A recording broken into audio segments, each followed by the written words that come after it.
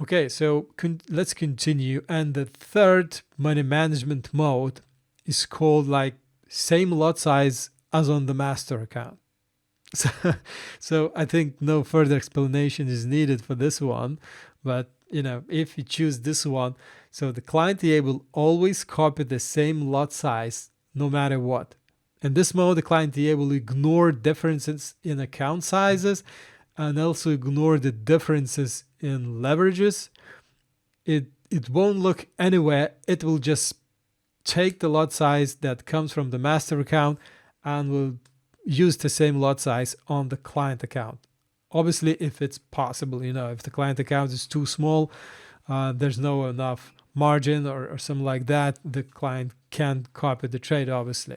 So MMV is not used in this mode because there's nothing to set.